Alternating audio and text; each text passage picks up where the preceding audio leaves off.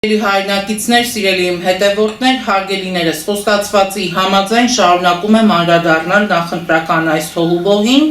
Այսօր մի շարք հարցեր առանձնացրել եմ եւ այդ հարցերի շուրջ կներկայացնեմ իմ մտահոգությունները, բայց մինչ այդ ամենին գալը նախ ուզում եմ անդրադառնալ չորրորդ իշխանությանը համայնքին վերաբերող երկու խնդրի եմ ուզում անդրադառնալ կոնկրետ։ Եվ այստեղ ես ասելիք ունեմ եւ Սամվել Կարապետյանին, Ուժեղ Հայաստան կուսակցության առաջնորդին եւ Նիկոլ Փաշինյանին։ Խնդիրները տարբեր են, բայց երկու խնդիրներն էլ վերաբերում են չորրորդ իշխանությանը եւ նաեւ Մարիաննա Ղահրամանյանը հերու չգնա, որովհետեւ իրեն ասելիք կա եւս։ Ուրեմն Նիկոլ Փաշինյան, նախ սկսում ենք քեզանից։ Նիկոլ Փաշինյան, լրագրողների հետ հանդիպման ժամանակ, հերթական հանդիպման ժամանակ ժամեր առաջ երբ որ խոսք էր գնում Վեդիում տեղի ունեցած ահասարսուր միջադեպի մասին, անկեղծորեն ես զարմացած էի, որ դուք զարմացած եք։ Մենք այլևս շատ վաղուց Նիկոլ Փաշինյանի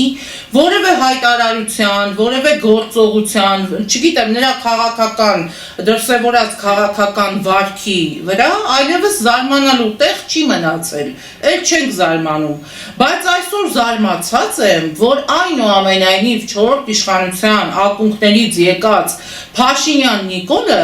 զարմանում է, որ հնարավոր է, օրինակ, էլի ասենք, իրավապահների կողմից իրավապահ համակարգից արտահոսք լինի եւ այդ ինֆորմացիան գա հասնի լրատվամիջոցին կամ որևէ լրագրողի ձեռքում հայտնվի։ Լուրջ եք ասում։ Այդ ինչից եք զարմացած Նիկոլ Փաշինյան։ Բա զարմացած չէիք Նիկոլ Փաշինյան, որ ժամանակին տարիներ առաջ գեներալ Մանվել Գրիգորյանին, այդ մարդուն ԿԳԲ-ի պատվալից ձեր ընտանիքին պատկանող լրատվամիջոցը, թերթը, հրապարակել էր այդ մարդուն նկարը ԿԳԲ-ի պատվալից ինչ շորերով, ինչ վիճակով, հա, ես շատ վատ զգացի այդ օրը, ես շատ ամոթ ապրեցի այդ օրը, երբ որ Արցախում պատմություն կերտած, իրականում հաղթանակած գեներալին այդ վիճակում, այդ պայմաններում տեսա այդ լուսանկարը հրապարակված ձեր ընտանիքին պատկանող լրատվամիջոցի էջերում։ Բայց ժամանակ որևէ մեկին Նիկոլ Փաշինյան հարց տվեցիք, ճշտեցիք, թե այդ լուսանկարը, այդ արտահոսքը այդ ով էր ապահովել։ Այդ ինչ արտահոսքի շնորհիվ էր այդ լուսանկարը հասել ձեզ եւ հասանելի դարձավ հանրությանը։ Աշխարհը տեսավ այդ լուսանկարը եւ հիշում եմ այդ օրերին, թե մարդիկ ասում եմ, իրենց ցասումն էին արտահայտում, որ ոնց կարելի է, լավ կարելի է այդքան իջնել, այդ մակարդակի իջնել եւ հասնել արդեն, ասում եմ, շրիշակի մակարդակից ներքև գործողություններ իրականացնել եւ անարգել այդ աստիճան այդ մարդու արժանապատվությունը։ Ես էլ եմ քննադատել Մանվել Գրիգորյանին, իր կենդանության ժամանակ շատ բոլորը գիտեն ինչ վեճ եմ ունեցել, ինչ պայքար եմ ունեցել նույն Մանվել Գրիգորյանի հետ։ Այն որ շատերը վախենում էին ուղիղ կանգնեին ու նայեին աչքերին ու որևէ հարց տային, կամ ընդհանրապես հարց ու պատասխան ունենային։ Դրա մասին բոլորը գիտեն, հիմա դրա մասին չենք խոսում, բայց մենք կռվել ենք տետ-ա-տետ, մենք դեմ առ դեմ Նիկոլ Փաշինյան, կանգնել ենք, մեզ հետաքրքրող հարցերը տվել ենք, եթե պետք ա եղել կռիվ ենք տվել, ոչ թե ձեզ պատկանող լրատվամիջոցում արտահոսքի շնորհիվ Նիկոլ Փաշինյան նման խայտարակ լուսանկար ենք հրապարակել ու խայտարակել ենք Արցախի հերոսին, խայտարակել ենք մեր ազգի հերոսին, այդ ձեր հրապարակած լուսանկարով, բայց ժամանակ քանի հատ պաշտոնյա պատասխանատվության ենթարկվեց, բայց ժամանակ քանիսի ականջները ձգեցիք Նիկոլ Փաշինյան, որ այդ արտահոսքը ապահովվել էր։ Հիմա կամ հարցի մյուս կողմին, ինչից եք զարմանում, որ արտահոսք է լինում, այդ որ Նիկոլ Փաշինյան տարիներով ազգային ժողովում ընդդիմադիր է իր աշխատում, ընդդիմադիր պատգամավոր է իր աշխատում, այդ ինֆորմացիան, այդ արտահոսքերը, բայց ես ով էր ապահովում, որ գալիս էիք, ասում եմ, մանդիրով կենարած, Փաշինյան Նիկոլը գալիս էր ու ազգային ժողովում սկսվում էր կաշը։ Այդ ժամանակ ես ուզում եմ հասկանամ, Բա այդ ինչ արտահոսքեր, այդ ինֆորմացիաները ձեզ որտեղից, այդ ոնց էին գալիս տեղ հասնում։ Հիմա ձեր ասածով պետքա բոլորին Սերժ Սարգսյանը ժամանակին պետքա բոլորին աշխատանքից հեռացնել, իրավապահին, ոստիկանապետին, չգիտեմ, քննչականի ղեկավարին, կոմիտեի ղեկավարին, դատախազին, ընդհանրապես պիտի լուծարեր կառավարությունը, բոլորին պիտի աշխատանքից հեռացներ, որ Նիկոլը ասում է մանդիրովկեն չառներ ու չգար ազգային ժողով։ Իրա մանդիրովկեն ու ասեր եկեք ստեղ բոլորին, պիտի բոլորին ազատեին, ասում եմ լուծարվեին, բոլորը գնային տներով, մնայիր դու մեկ էլ Հովիկ Աբրահամյան ու բեմը, այսինքն քո ասածը, մի հատ դու հասկանում ես ինչ ես ասում, Նիկոլ Փաշինյան, ասում է ինչի է արտահոսք եղել, հա այդ մի արտահոսքը ձեզ չի հասել, թե պետք չէր, որ ընդհանրապես որևէ տեղ հասնի, այդ լավ որից չի, որ արտահոսք ա լինում, Այն էլ իրավապահ համակարգից։ Արտահոսք լինում է շատ ժամանակ նաև այն դեպքերում, երբ որ իրենց ուսադիրներին հավատարիմ մարդիկ, իրենց ուսադիրները հարգող մարդիկ տեսնում են, որ որևէ կետում, երբ որ ընթանում է նախաքննություն, երբ որ կա հարուցված քրեական, նախաձեռնված քրեական գործ եւ այլն, մարդիկ տեսնում են, որ այդ պատույտի մեջ, երբ որ ոստիկանությունից քննչականից դատախազություն, գործը այդ շղթայի մեջ նախաքննություն ընթանալու ճանապարհին, տեսնում են, որ ինչ-որ մի բան այն չի, տեսնում են, որ այդ գործը դոփում է տեղում, որ ժամանակին այդ սրիկաների շլինքից բռնեիք, այդ սրիկաների ականջները քաշեիք, քարշ տալով տանեիք, հասցնեիք Արմավիր քրեակատարողական հիմնարկ, այդ նույն երեխաների հորեղբայրը ստիպված չէր լինի այսօր կանգներ օրենքի առաջ, այդ նույն երեխաների հորեղբայրը ստիպված չէր լինի իր արժանապատվությունը փրկելու համար ինքը մարդը գնաց դիմեց հանցանքի, որովհետև տարբերակ չէիք թողել արդեն, տարբերակ չուներ, որովհետև այ դրա համար, այ որ ժամանակին ականջները ասում եմ քաշեին, ժամանակին այդ սրիկաներին, իրենց պատիժը արդեն իսկ կրեին Արմավիր քրեակատարողականում, այդ պատկերը հաստատ չէինք ունենա։ Հասկանում ենք, որ կա նախաքննական գաղտնիք, հասկանում ենք, որ ընթանում է նախաքննություն, որ պետք է իրականացնեք լիարժեք, օբյեկտիվ, համակողմանի քննություն, բայց երբեմն այդ նախաքննության, այդ ընթացքը, այդ բազմակողմանի, համակողմանի քննությունը վարելու գործընթացը այնքան երկար է տևում,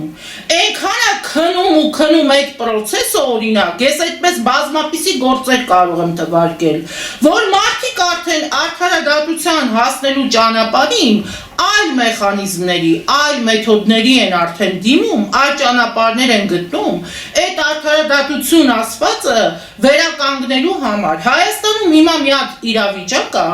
որ մարդը ինչ ասեմ, համ դահիճն է, համ դատարանն է, համ վճիռ կայացնողն է, համ պատժող օրգան է, որովհետև ուր գնում են մարդիկ, տեսնում են, որ արդարադատություն որպես այդպիսին կաղում է, չունի, չկա այդ արդարադատությունը որտեղ է, մի հատ ասեք, մենք էլ գտնենք, տեսնենք որտեղ է այդ արդարադատը որտեղ է տեղի ունենում։ Եթե իրականում այդ համակարգը չմահանա, եթե իրականում իրավապահ համակարգում ամեն մեկը մնա իր տեղում եւ իր աշխատանքը պատշաճ կերպով կատարի ու իրականացնի, հավատացած եղեք, բազում հանցագործություններ կկանխեք եւ բազում դեպքեր շատ ավելի արագ ու օպերատիվ ձևով կհայտնաբերեք եւ այն բոլոր հանցագործները, որոնց արժանի տեղը քրեակատարողական հիմնարկն է, իսկ նմանօրինակ դեպքերում ըստ իս նմանների համար ցավոք սրտի չի գործում մահապատիժը, որ ասեմ մահապատիժն է, բայց ես գտնում եմ, որ Հայաստանում մենք պիտի վերանայենք եւ տեսնենք, գտնենք հնարավոր մեխանիզմը, ճանապարհը եւ օրինակ ասում եմ վերանայել համակարգը արդարադատության եւ նորից մահապատիժը օրակարգ բերել, որովհետեւ կան հանցանքի տեսակներ, կան հանցագործություններ, որոնց պատիժը այո, միայն մահապատիժն է։ Ես այդպես եմ մտածում, քրեական օրենսգրքում մահապատիժը որպես այդպիսին գոյություն ունենար, ես որպես հայ մարդ ճիշտ կհամարեի, որ նմանների համար այո, միակ պատիժը դա կլիներ մահապատիժը։ Սա այդ սրիկաների մասով։ Այդ ոնց եղավ բա հանրային հնչեղությունից հետո, երբ որ լրագրողը տեղ հասցրեց ինֆորմացիան, հանրայնորեն բացահայտեց, մարդը գործ արել, ջանք ա դրել, այո, եւ ապրի տվյալ լրագրողը, որ այդ խնդիրը բարձրաձայնել է եւ հանրայինես մեծ արձագանքից հետո սրիկան գոնե հայտնվել է քրեակատարողական հիմնարկում։ Այդ ոնց եղավ, որ արդեն տեղափոխեցիք քրեակատարողական հիմնարկ, երբ որ հանրային հնչեղություն ստացավ։ Ինչից եք զարմանում, ասում է արտահոսք ա եղել, դրա համար պետքա պատժվեն։ Այդ արտահոսքը Նիկոլ Փաշինյան, լինելով լրատվության, չորրորդ իշխանության, ասում եմ, ակունքներում կանգնած երևելիներից մեկը, դուք շատ լավ եք հասկանում, որ առանց ինֆորմացիոն խողովակների, առանց արտահոսքի, առանց ինֆորմացիաների փոխանակման, առանց այդ ինֆորմացիայի դուրս բերման կամ այդ ինֆորմացիաները չտիրապետելու, չգիտեմ, պայմաններում, լրագրողը իհարկե շատ մեծ դժվարությունների առաջ կկանգնի։ Հիմա այդ նույն հաջողությամբ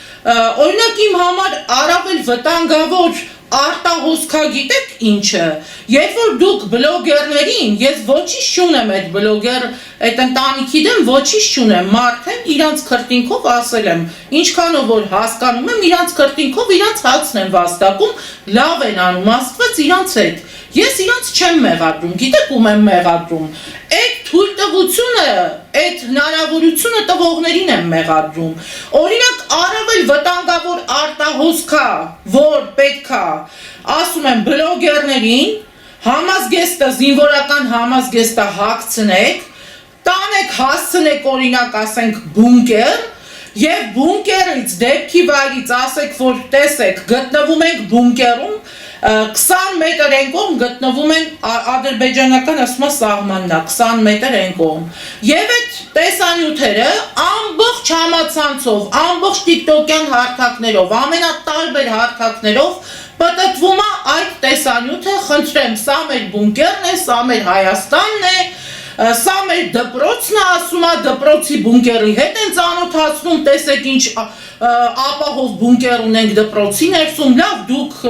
ես ուզում եմ հասկանամ, Պապիկյանը որ դասատու է, այդ գիտենք, բա լավ դասատու Պապիկյանը այդքանն էլ չի հասկանում,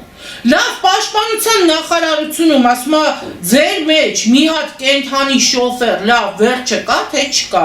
որ դուք հասկանաք, որ այդ ամեն ինչը, երբ որ դուք կանգնում ասում եք, որ դպրոցում կա բունկեր, այդ դպրոցը դուք արդեն դարձնում եք թիրախ, երբ որ դուք վեր եք կենում ասում եք սա ապահով Հայաստանն է, սա մեր բունկերն է, 20 մետր են կողմել գտնվում է հակառակորդը ադրբեջանցին, իհարկե հակառակորդ բառը դուք չեք էլ կարող ասել, չեք էլ ասում, բայց ես ասում եմ թշնամին,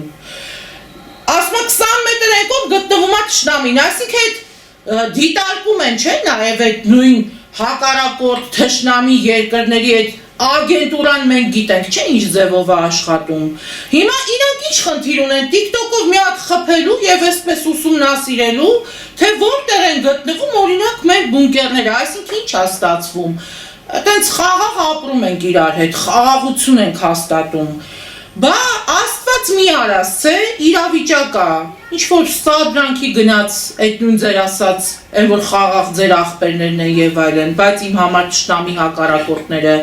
սադրանքի որոշեցին գնալ կամ ընդհանրապես որևէ ագրեսիայի, առհասարակ որևէ սադրանքի դեպքում ինչ է ստացվում, այսինքն Ադրբեջանին ասում ենք, որ ձեզանից 20 մետր հեռավորության վրա եկեք, հեսա մեր բունկերն է։ Նայեք տեսեք, հանկարծ նես չստացվի, հա, որ եթե նշանառության տակ վերցնեք, հանկարծ ուրիշ ուղղության վրա չխփեք, հեսա բունկերը գտնվում է, մենք էլ այստեղ բունկերի մեջ կանգնած ենք։ Հիմա այս արտահոսքն է վտանգավոր եւ անդառնալի հետևանքներով հղի Նիկոլ Փաշինյան, թե այն արտահոսքը, որ ճակատագիր է փրկում տվյալ պահին, արտահոսք կա, որ ճակատագիր արժե, արտահոսքը գիտեք որն է, որ ասում եք Պաշտպանության նախարարության ձեր գերատեսչության այդ պատասխանատուներին, որ ասում ենք օրինակ կա խնդիր տարբեր զորամասերում, որ ձեր չգիտեմ աֆիցերներից սկսած, ձեր կորպուսի հրամանատարներով վերջացրած, ընդհանրապես բանակում տիրող բազում խնդիրների հետ կապված, բազում պրոբլեմներով պայմանավորված, տեղեկացնում ենք ժամ առ ժամ, թե որ զորամասում ինչա կատարվում տվյալ պահին։ Բայց այդ մասին մենք շատ ժամանակ չենք բարձրաձայնում, քանի որ հաշվի ենք առնում, որ դրանով կարող է իմ համար այդ նույն հակառակորդ թշնամու բերանը լեզու դնենք 1000 անգամ, եւս մեկ անգամ մեր բանակը մեր զինվորին շահարկելու համար փորձում ենք խնդիրը կարգավորել, տանել կարգավորման ճանապարհով, բայց չենք տալիս այդ հնարավորությունը, որ այդ նույն թշնամին, այդ հակառակորդը նստի, չգիտեմ, ուրախանա, ի վերջո դրա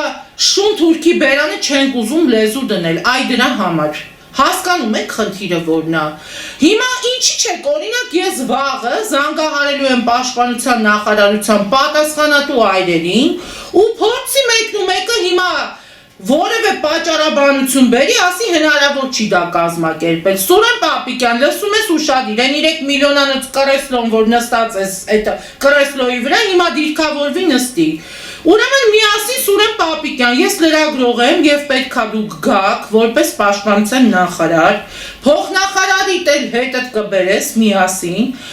գնալու ենք դեպի Վայոց ձոր, դիրքեր ենք գնալու իրար հետ, եւ ես գնալու եմ ու մենք միասին իրար հետ էսպես տեսնելու ենք, ես չեմ նկարահանելու, որ լայվ մտնեմ, ցույց տամ ինչա կատարվում, բայց դուք պետքա գնանք, ինձ հակառակը ապացուցեք, որ ես օրինակ սուտ եմ հենց հիմա խոսում, միասին պետքա գնանք ու տեսնենք Վայոց ձորի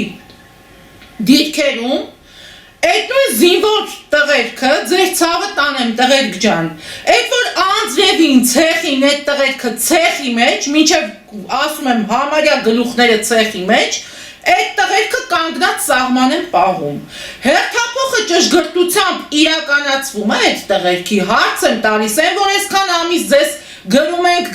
տեղեկացնում ենք, իհարկե խնդիրները օդում չեն մնում, ես չեմ կարող սուտ ասել ու հանուն արդարության չասել, որ կարգավորվում են այդ խնդիրները։ Մեր անկում գիշերների հաշվին, մեր նյարդերի հաշվին, բայց ես դրանից չեմ զլանում, ես ծառայում եմ իմ հայրենիքին ու իմ հայ զինվորին եմ առաջինը ծառայում եմ, որ ասում եք ում համար եք, որն է ձեր չգիտեմ օգուտը շահը, մենք ծառայում ենք սահմանին կանգնած մեր հայ զինվորին, ես էլ են բոլոր են վտվտացողների պատասխանը, որ եսա ձեզ առանձին եմ անդրադառնալու, այդ ընդդիմադիր ճակատի այդ սուտ հայրենասեր խաղացողներին։ Ուրեմն միասին գնալու ենք Սուրեն Պապիկեն եւ ես տեսնելու եմ, թե այդ տղաները ինչ պայմաններում են իրենց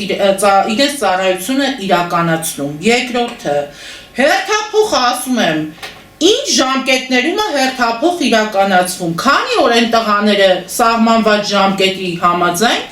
քանի օրը մեկը, այսպես ասած, այդ պերեսմենկան տեղի ունենում, հա, Սուրեն Պապիկյան։ Մի հատ ուզում եմ այդ հարցին դուք անհապաղ պատասխանեք։ Դուք ստիպում եք, որ բերաններս բացենք, լավ ասում եք սուս մնանք, լավ ասում եք հնարավորինս չվտանգենք, հնարավորինս մեր բանակին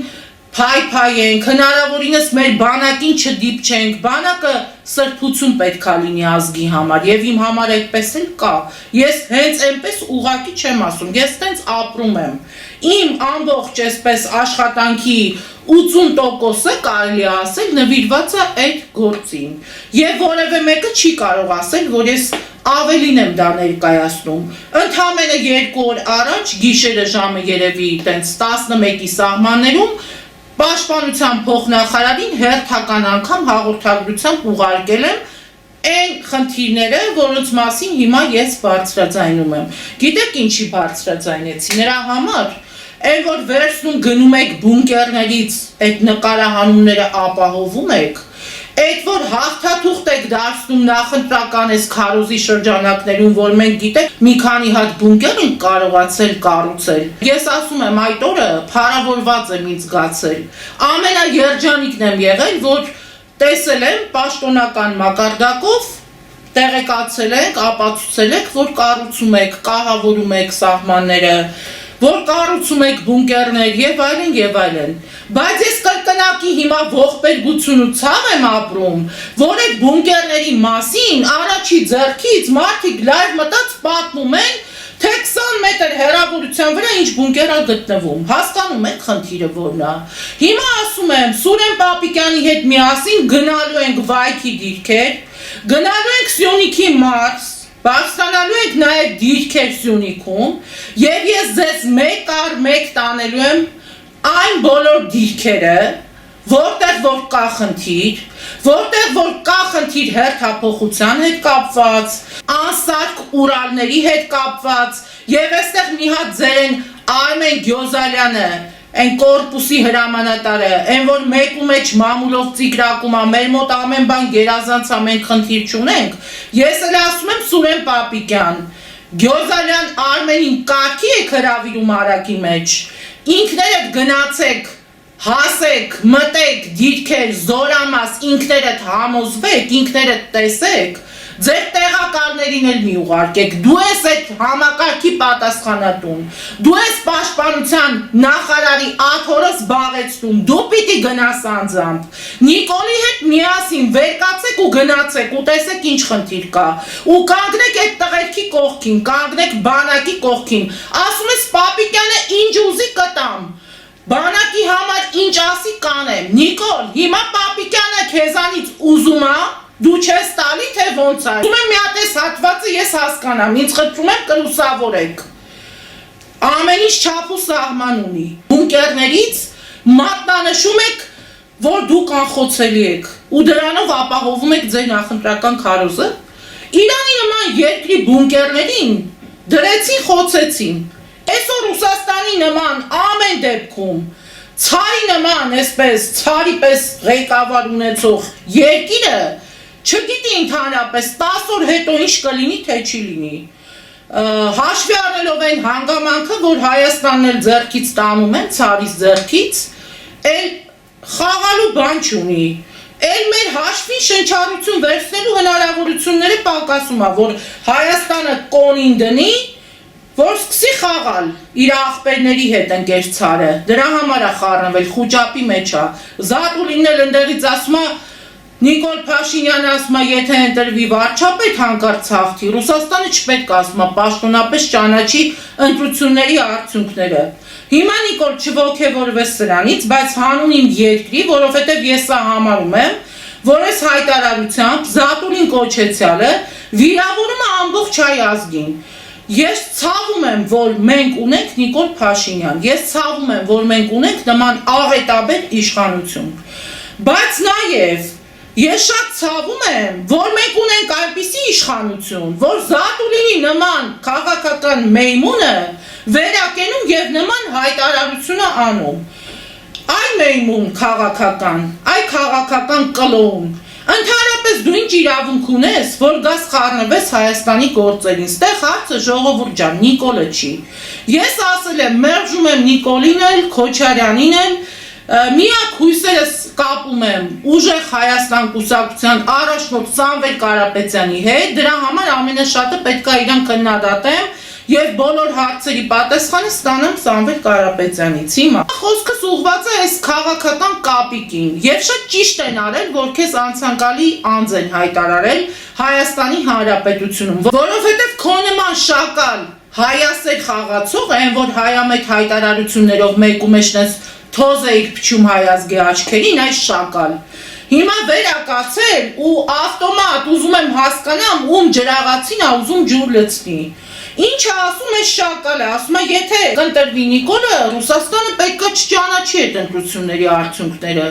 Դա շատ ցավ է, այո, որ մենք գործ ունենք Նիկոլյան իրականության հետ, շատ մեծ ցավ է, իրականում ես ցավում եմ։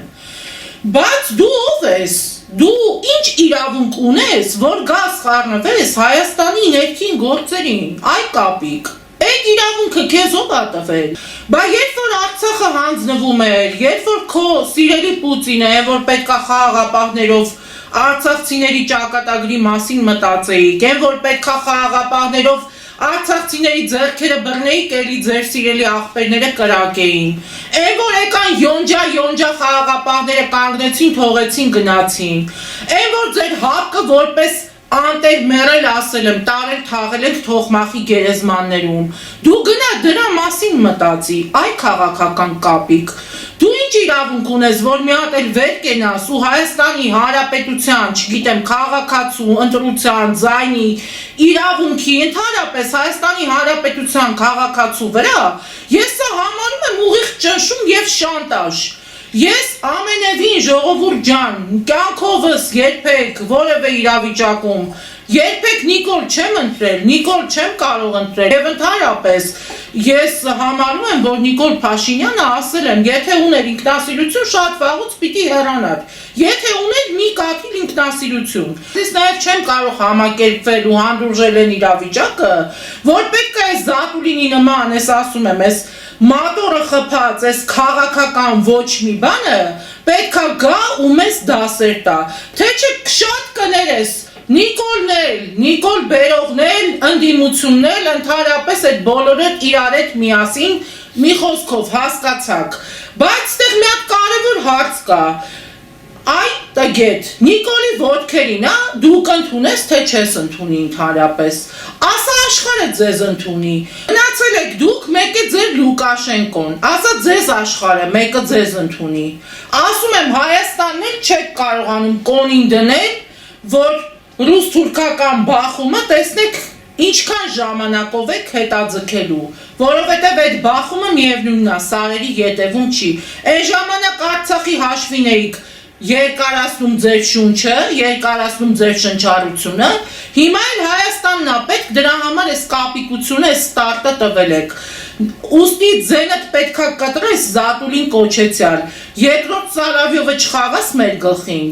մեզ չգաք դասեր չտաք, ես Նիկոլ չեմ պաշտպանում, ես չեմ կարող Նիկոլ պաշտպանել, բայց ես իմ Հայաստանի Հանրապետության շահերը պաշտպանում եմ եւ անկախ դրանից, թե ինչ ընտրություն կկատարի Հայաստանի Հանրապետության քաղաքացին, այ ոչ մի բան, այ քաղաքական ծաղրածու, ոչ մեկ քեզ իրավունք չի տվել նման կերպ արտահայտվելու եւ այդ տոնով, այդ դիապազոնով Հայաստանի Հանրապետության հետ հարաբերվելու, դու էդու տեղն եք ձեզ դրել,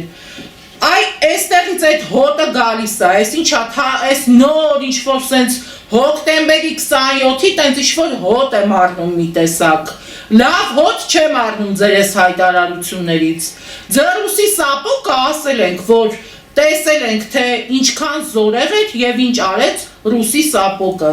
ընդհանրապես գնացեք ձեր ռուսական քաղաքական էլիտայի մեջ, մի հատ ականջներից բռնեք, քաշեք, ստուգեք, հետաքննեք, գնացեք հետքերով ու տեսեք, թե ընդհանրապես ձեր արտգործ նախարարը, ձեր ՊՆ նախարարը, ձեր քաղաքական էլիտայի ընդհանրապես պոչերը ինչպես են ծալված Ադրբեջանի և Թուրքիայի ամենատարբեր իշխանականների և ամենատարբեր գեներալների ու ամենատարբեր բարձրաստիճան պաշտոնյաների պոչի և ոտքի տակ, դուք գնացեք դրա մասին մտածեք, ու հետո է ձեր Շոյգուն չէր, որ Արցախյան պատերազմի ժամանակ ասում է Թուրքիայի հետ Արցախում պատերազմի ժամանակ ասում է Փայլուն օպերացիա, հրաշալի օպերացիա իրականացրեցինք, էդի դուք չէիք, բայց ժամանակ Զատուլին որտեղ էիր դու, բա քո Պուտինը երբ որ խոսում էր Արցախի մասին, այդ քո Պուտինը երբ որ որոշում էր կայացնում, այն որ մի կողմն էլ երաշխավոր քո պապա, քաղաքական պապատ էր Պուտինը, երրորդ երաշխավոր կողմը, բայց ժամանակ այ հայասեր խաղացող ծաղրածու, այդ ժամանակ դու որտեղ էիր բա, այդ ժամանակ դուխ չունեիր, որ վեր կենայիք բարբաջեիր երկուտող, թե դուք մենակ վայրահաչելու համար եք, թե դուք մենակ խառնելու համար եք, թե դուք մենակ նրա համար եք, որ ամեն անգամ մտածել եք պետքա մի օր ձեր գազով մեզ գազ տակ, մի օր պետքա չգիտեմ ձեր ձեռքի տակ գտնվող որևէ ռեսուրսով մեզ գազ տակ ու այս երկին փորձեք ամեն կերպ ձեր սապոկի տակ ճզմած պահել, հերիք ու բոլ եղավ, հələ Քոչարյանի մասին էլ դե չեմ ասում, առանձին եմ խոսելու եմ, որ ասում է մենք եկել ենք, կառուցել ենք, ստեղծել ենք, ներդրել ենք, հաղթել ենք, միայն ներդրումներ ենք իրականացրել, ամեն ինչը Քոչարյանի ստեղծածնա, բերածնա,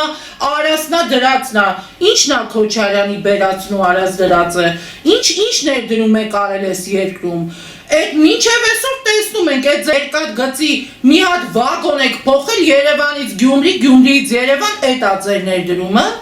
Այդ էլ ում շնորհիվ, Քոչարյանի շնորհիվ, իհարկե։ Բա Քոչարյանը դարի փառահեղ գործերքն է կատարել։ Գույք պարտքի դիմաց, երկրի ստրատեգիական նշանակության օբյեկտները մարդը տարեդրել է ռուսի սապոկի ոտի տակ։ Այսօր էլ ոնց ուզում մարդիկ գազ են տալիս մեզ, քանի որ ժամանակին Քոչարյանի նման ղեկավար ենք ունեցել, ներդրումներ, ծրագրեր, երկիրը կառուցել, զարգացնել, այս ինչ հեքիաթներ եք պատմում։ Այս ինչ կինոյա պատմում Ռոբերտ Քոչարյանը իր թիմակիցների հետ միասին, իմիջայլոց, ժամեր առաջ լսում եմ ինչ հեքիաթներ են պատմում։ Ասում է կառուցել է, ստեղծել է, ճանապարհ է սարքել։ Ինչով եք սարքել։ Լիսի հիմնադրամի փողերով եք սարքել։ Քրքորյանի կապիտալներով եք սարքել։ Այդ ներդրումային ծրագրերը եղել են այդ մարդկանց շնորհիվ։ Ասում են ներդրումային ծրագիր։ Ինչն եք ներդրել, չեք ներդրել, տարել եք մեր եղածը, մեր ստրատեգիական նշանակության օբյեկտները, ոչ թե ներդրել, այլ տարել ու դրել եք ռուսի սապոկի տակ։ Այդ եք արել դուք։ Կառուցել է, ստեղծել է, բա որ թեկնածուներից մեկը պատգամավորների Հայաստան դաշինքի քիչ առաջ ասում է հաղթանակած մեր Ռոբերտ Քոչարյանը կարող է երկիրը ոտքի հանել։ Որտեղ է հաղթել ձեր Ռոբերտ Քոչյանը։ Ռոբերտ Քոչյանը գրել է այդ մասին, հաղթել է Հյուսիսային պողոտայում, որ կենտրոնի բնակիչ է, այսօր դարձել է, չգիտեմ, Կրասնոդար քաղաքի բնակիչ մոտավորապես, իսկ ասենք կենտրոնն էլ իրանք իրանցով տեղավորվել են Հյուսիսային պողոտայում։ Այդ է հաղթել է այդ մատույցներում, ասում եմ, Կասկադի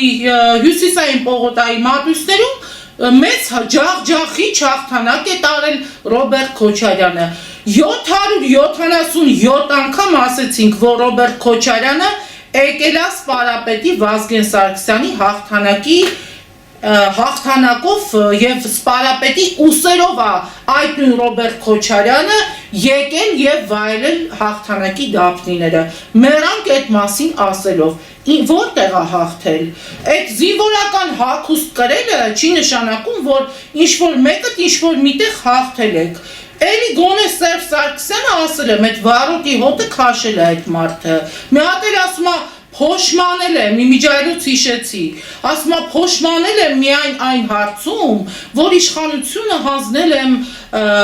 Սերժ Սարգսյանին, ինձանից հետո եկողին, այսինքն նկատի ունի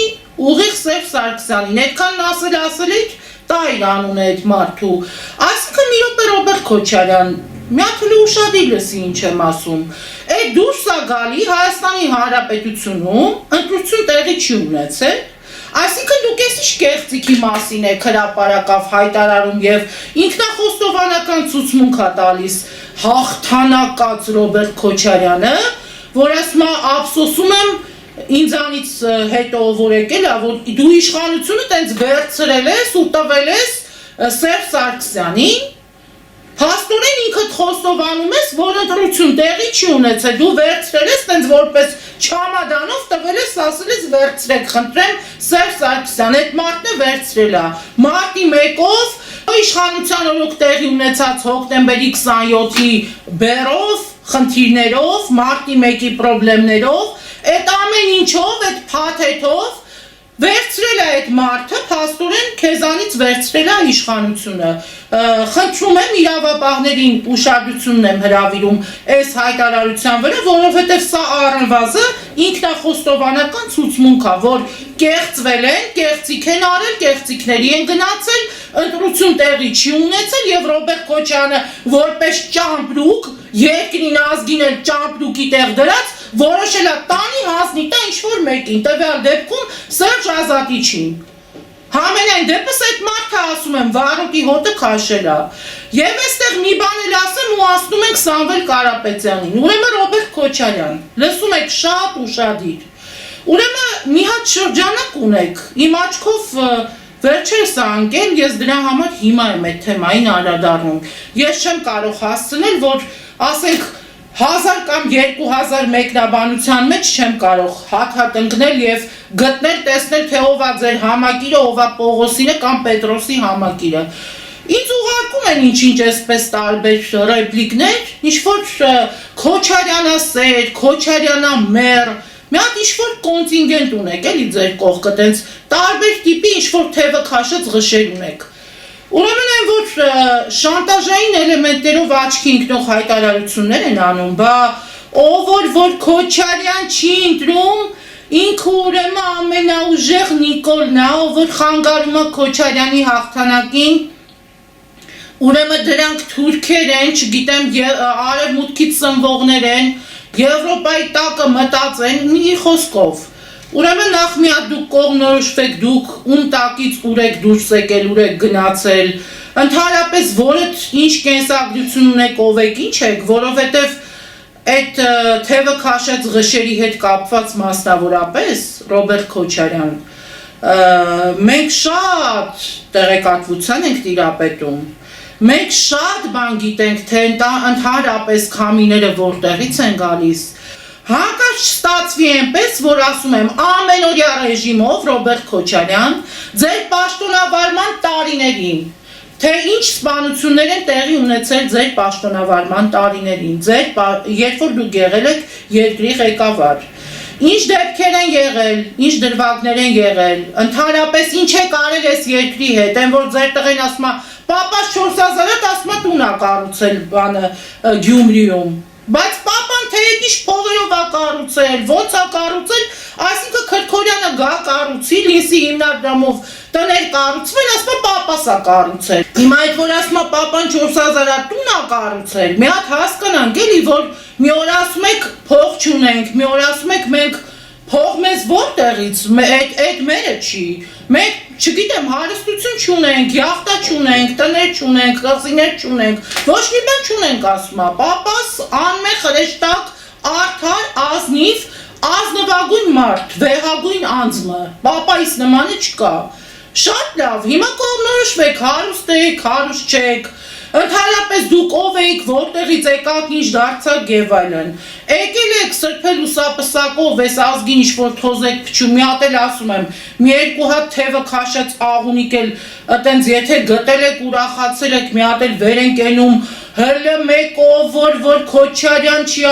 ուրեմն ոչ Քոչարյան ենք աջակցում, ոչ Նիկոլ ենք աջակցում, դուք էլ, ձեր պահած Նիկոլներն ընդհանրապես բոլորդ իրար հետ միասին ու հավասար։ Մի հատ հարց էր։ Մի հատ ուզում եմ տեսնեմ այդ ով է այդ հարց ունեցողը, որ կարա գա որևէ մեկին, մի հատ էլ մեր ասելիքի տակ գան, չգիտեմ ինչ-որ տվայտվեն, Ռոբերտ Քոչարյանին քննադատելով Նիկոլ Փաշինյանին եք աջակցում ակամայից, իրոք։ Ոչ մեկին չենք աջակցում, բայց մենք չենք մոռացել, թե Ռոբերտ Քոչարյանի իշխանության տարիներին ինչ արտագաղթ տեղի ունեցավ, թե մեր գիտական ու մտավոր պոտենցիալը այդ ինչ լավ օրից էր, որ մարդիկ իրանց, չգիտեմ, ճակատագիրը, իրանց աշխատանքը, իրանց կարիերան, իրանց հաջողությունների հասնելու համար այդ ճանապարհին ճանապարհներ փնտրեցին եւ այդ ճանապարհները գտան օրինակ Սփյուռքում, ամենատարբեր երկրներում։ Այդ արտագաղթը որ եղավ, այդ ում օրոք եղավ։ Այդ ոնց եղավ, որ Ռոբերտ Քոչարյանի իշխանության տարիներին այդքան մարդ թողեց, թքեց ու հեռացավ։ Ձեր իշխանության օրոք տեղի ունեցել հոկտեմբերի 27, ձեր իշխանության օրոք տեղի ունեցել մարտի 1 եւ այդ անդառնալի հետևանքները, այդ ծանր վնասները դեռ այս ազգը կրում է իր մաշկի վրա եւ հետո այս ազգը չէր ասել, որ եթե դուք պետք է օրինակ հաղթեք, նախ դուք չեք հաղթել, արդեն ասել ենք ով է հաղթել, որ դուք նույնիսկ եթե հաղթեիք, հետո էլ պետքա գայիք ու այս ազգին կզծրած պահեիք, որ մի հատ էլ հիմա դսենք, որ արդեն դրած իմ ու քո եք սկսել անել, որ մենք գանք լավա ինան, որ այս մեկը գա վատա ինան, հարգանքս բոլոր արցախցիներին, այս մարդիկ տնավեր ու բնավեր են դարձել, այո, աղետաբեր Նիկոլի իշխանության օրոք, Այդ ամենի համար պատասխանատվություն այո, ըստ իս կրում է Նիկոլ Փաշինյանը եւ նրա վարչախումբը, դա չի քննարկվում։ Ես այդ կարծիքին եմ, բայց այն որ դուք այդ նույն Արցախ կանչելով շատերդ հարստացաք, շատերիդ համար Արցախը շահարկման թեմա էր, շատերիդ համար Արցախը ձեր բիզնեսը անելու թեմա էր, ու շատերդ այդ Արցախ կանչելով դարակ ասում եմ միլիոնատերեր, դա ուղղակի չի քննարկվում։ Ինչ եք եկել ես ազգի աշկերին թոզ եք փչում։ Եվ հետո այդքան որ շատ եք խոսում ժողովրդավարությունից, շատ եք խոսում որ Ռոբերտ Քոչարյանի իշխանության տարիներին եղել է ազատություն, Ռոբերտ Քոչարյանի իշխանության տարիներին մենք զարգացել ենք, չգիտեմ, աստղաբաշխական, այսպես տնտեսական աճ ենք ունեցել։ Երբեմն նաև կան մարդիկ անգամ մամուլին են այսպես փորձում անդրադարձ կատարել, որ նաև մամուլը թող հիշի այդ տարիներին եւ այլն, այստեղ Զատուլինին էլ եմ էլի կանչում այդ ծաղրածույն այդ քաղաքական շակալին։ Մի հատ ուշադիր վերենգի ու լսի։ Ռոբերտ Քոչարյանի հետ միասին հələ ուշադիր մի հատ լսեք ինչ եմ ասում։ Այդ Ռոբերտ Քոչարյանի իշխանության տարիներին ճիշտ եք ասում։ Մամուլի 4 իշխանության վիճակը այնքան փայլուն ու փառահեղ ա եղել, որ այդ նույն Ռոբերտ Քոչարյանի իշխանության օրոք ամեկ պլյուս ա փակվել։ Հասկանում եք ինչ ա նշանակում Ռոբերտ Քոչարյան։ Այդ Քոչարյանի օրոք չէր, որ հեռուստաընկերություններ էին փակվում։ Այդ Քոչարյանի օրոք չէր, որ ճնշումներ էին իրականացվում Քոչարյանի իշխանության օրոք ամենատարբեր մամուլի ներկայացուցիչների նկատմամբ։ Ու մի բան էլ ձեզ ասեմ, ձեր Ռոբերտ Քոչարյանը չի դառնալու Հայաստանի Հանրապետության վարչապետ։ Ռոբերտ Քոչարյանը այդ շանսերը չունի։ Ռոբերտ Քոչարյանին այլևս հայ ազգը վաղուց մերժել է, շատերն են մերժել ձեր Ռոբերտ Սեթրակիչին։ Եվ Ռոբերտ Քոչարյանը այլևս հնարավորություն չունի եւ այն սին հույսերը, սպասումները, որ տալիս եք մարդկանց, որ հեսա դուք գաք, ընտրվեք, դուք տեսեք թե ինչ եք անելու Նիկոլին ու նրա իշխանությանը, գալու եք արդարադատությունը վերականգնեք եւ այլն, այդ ճորոմ հայտարարություններով լապշա մի կախեք մարդկանց ակաժներին։ Դուք որ նամուս ու թասիբ ունենայիք, վաղուց դեռևս ձեր մանդատները դրած կլինեիք, Նիկոլին էլ կմերժեիք, ձեր քաղաքական կամքը դրսևորումը հայ ազգը կտեսներ։ Մենք հետո ես ասել եմ, մի հատ էլ կրկնում եմ, հետո դեռ կտեսնենք, թե ձեր արժանապատվությունը որտեղ եք ծամում, ինչ կերպ եք ծամում ու հետո համել կտեսնենք ընդհանրապես ձեր եւ Նիկոլի հաշիվը որտեղ եւ ինչպես է փակվելու։ Ես ասում եմ, մերժած ունեմ Նիկոլին էլ, Նիկոլի իշխանությանն էլ, Քոչարյանին էլ ու Քոչարյանի թայֆին էլ։ Դուք իմ համար մերժված եք։